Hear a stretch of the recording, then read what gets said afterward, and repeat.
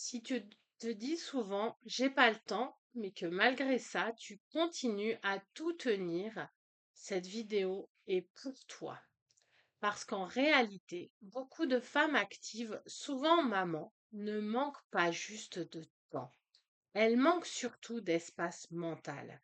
Elles pensent à tout le temps, et à force, elles finissent par vivre en apnée intérieure. Elles tiennent, elles gèrent, mais elles se sentent de plus en plus pressées, de plus en plus tendues, de plus en plus loin d'elles-mêmes. Moi aussi, j'ai connu ça. Cette sensation d'être en train de faire une chose tout en pensant à 10 autres, d'avoir toujours quelque chose dans la tête, quelque chose à anticiper, à ne pas oublier et à rattraper. Et pendant longtemps, j'ai cru que le problème, c'était simplement que je n'avais pas assez de temps. Dans cette vidéo, je vais te montrer 3 erreurs invisibles qui te gardent enfermé dans ce mode j'ai pas le temps. La première, c'est de croire que c'est juste un problème d'agenda. La deuxième, c'est d'attendre d'avoir fini pour enfin te donner de la place. Et la troisième, c'est de penser qu'il te faut une meilleure organisation, alors qu'en réalité, il te faut surtout revenir à toi. L'idée, ce n'est pas de rajouter une méthode de plus, c'est de t'aider à retrouver un peu de marge mentale, moins de pression intérieure et une vraie place pour toi. Et si tu sens que tu n'as pas envie de faire ça seul, le lien pour travailler avec moi est juste en dessous en description. L'erreur invisible numéro 1, tu confonds manque de temps et surcharge mentale. Souvent, quand tu dis j'ai pas le temps, ce n'est pas ton emploi du temps qui parle, c'est ta charge mentale.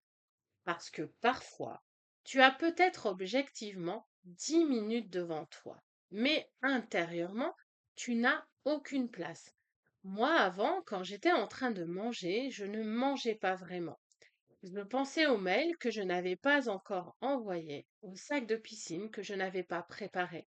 Et quand j'allais me coucher, je pensais déjà au repas que je n'avais pas préparé pour l'emmener au travail, à la leçon que je n'avais pas fait réviser à ma grande. En fait, j'étais toujours quelque part ailleurs, jamais vraiment là. Et puis j'ai découvert quelque chose de tout simple, mais qui a changé énormément de choses, le pouvoir du moment présent. J'ai commencé à arrêter de vagabonder dans mes pensées. Quand je faisais la vaisselle, je faisais la vaisselle.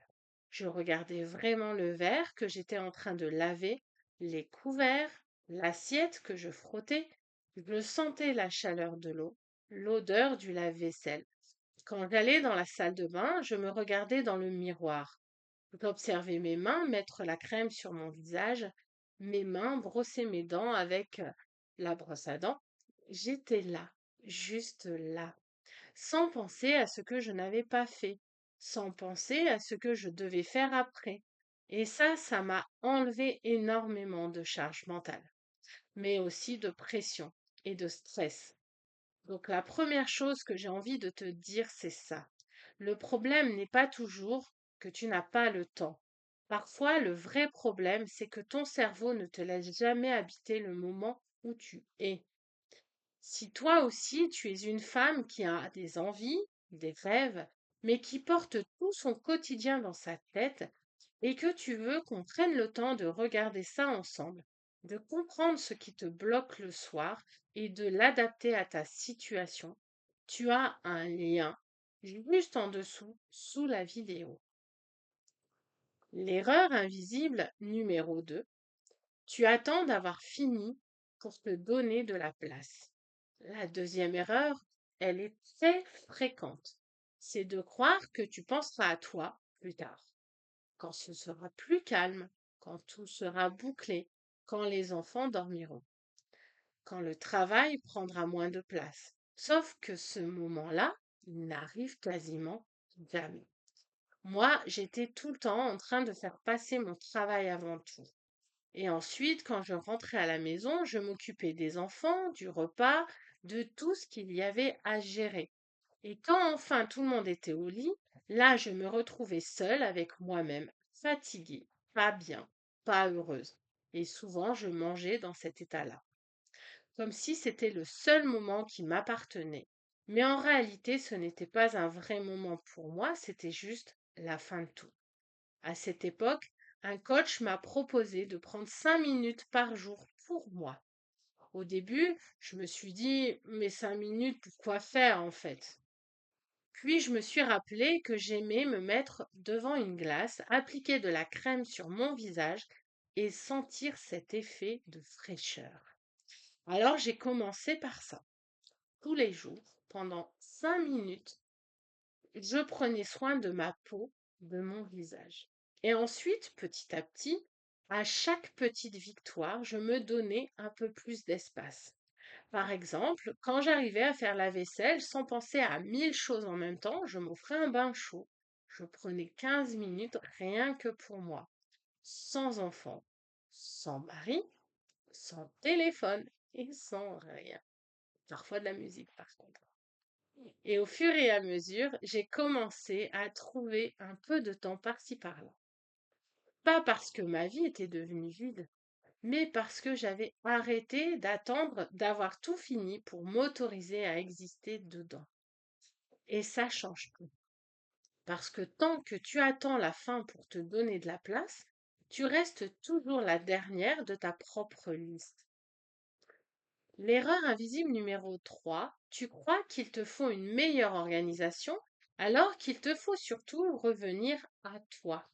Si cette vidéo te parle déjà, tu peux laisser un pouce et t'abonner. Ça aide vraiment la chaîne à toucher d'autres femmes qui vivent ça elles aussi. La troisième erreur, c'est de croire que la solution, c'est une méthode de plus. Un meilleur planning, une meilleure routine, une meilleure organisation. Alors que parfois, ce qui manque le plus, c'est simplement le fait de revenir à toi, à ton ressenti, à ta présence, à ta capacité à entendre ce qui est juste pour toi. Je me souviens d'une retraite que j'ai faite au Portugal en 2021. On avait des coupures de 20 minutes. Au début, ces 20 minutes passaient à une vitesse folle. Je prenais mon téléphone, je relisais mes exercices, je pensais à ci, à ça, etc. En apparence, je faisais plein de choses. Mais intérieurement, je n'étais jamais vraiment posée. Et puis, après avoir compris à quel point le moment présent était important, j'ai commencé à vivre ces temps différemment. Et là, j'ai été bluffée. En 20 minutes, j'ai pu être interviewée pour parler du séjour, aider une personne qui avait besoin de remettre des choses en ordre, et même aller 5 minutes à la plage juste en face pour prendre l'air. Oui, tout ça en 20 minutes. Mais surtout, je l'ai vécu autrement. Je n'avais pas mon cerveau qui partait dans tous les sens. J'étais là, présente, à l'écoute de ce que je ressentais. Et ça m'a montré quelque chose d'essentiel. Revenir à soi, ce n'est pas du luxe, c'est une base. Parce que quand tu reviens à toi, tu récupères de la clarté, tu récupères de la présence et surtout tu récupères ta souveraineté. Tu reprends tes décisions en main, ta vie en main. Et tu peux recommencer à avancer vers ce que tu veux vraiment sans te sacrifier encore plus. Donc, si aujourd'hui tu te répètes souvent, j'ai pas le temps, j'aimerais vraiment que tu retiennes ça. Le vrai sujet, ce n'est pas seulement le temps, c'est la place mentale que tu as ou que tu n'as plus à l'intérieur de toi. Si tu veux aller plus loin, regarde maintenant ma vidéo. Ton cerveau ne s'éteint pas. Voilà ce que ça veut dire et quoi faire.